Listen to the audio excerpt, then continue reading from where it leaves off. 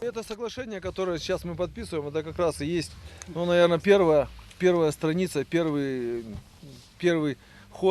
шаг к тому, что сотрудничество будет идти постоянно, и специалисты горной подготовки будем готовить на этой инфраструктуре, которая создана в республике. Новое соглашение между спортивным клубом управления альпинистских лагерей и Сунжинским спасательным колледжем позволит молодежи получить практические навыки скалолазания в альпийском лагере Кязи. Директор колледжа уверен, такое обучение поможет воспитать настоящих спасателей, способных оказать помощь даже в самых непроходимых горных условиях. Для пожарного спасательного колледжа, для студентов пожарного спасательного колледжа это огромное такое практическое применение будет их знаний, навыков, которые они приобрели во время учебы в колледже.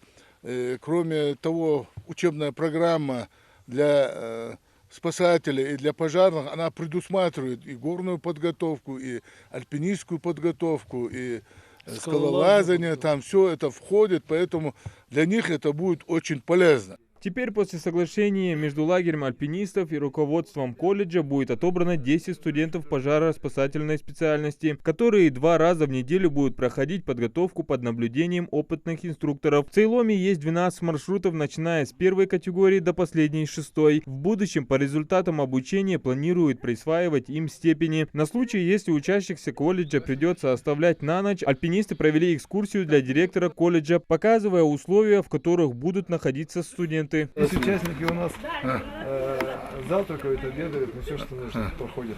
Студентам не терпится приступить к занятиям. Если кто из них и взбирался на гору, то только на столовую. Остальные им были неподвластны из-за своей сложности. Многие видят в этом интерес, охотясь за новыми впечатлениями, а другие — возможность, которая откроется им при поиске работы. Соглашение подписать. В теории в практике спасать без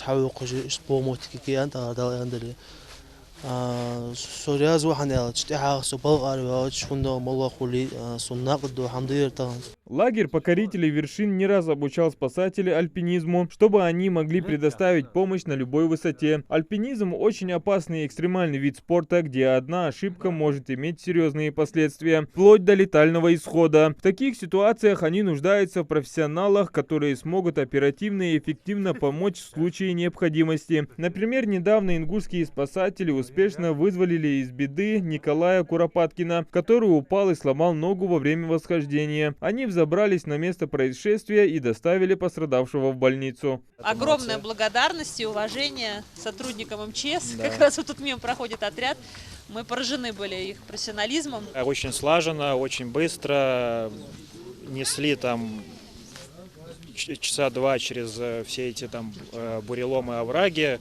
Вот, я там ни разу не вывалился ниоткуда. Меня постоянно отводили ветки, чтобы мне там колючки в глаза не попадали. В общем, все было обходительно очень, да, быстро, профессионально. Ребята молодцы. С появлением обученных спасателей на территории Горной Ингушетии будет качественно предусмотрен вопрос безопасности гостей республики, что важно для развития туризма. Адам Гулоев, Хамзат Холухоев, Новости 24.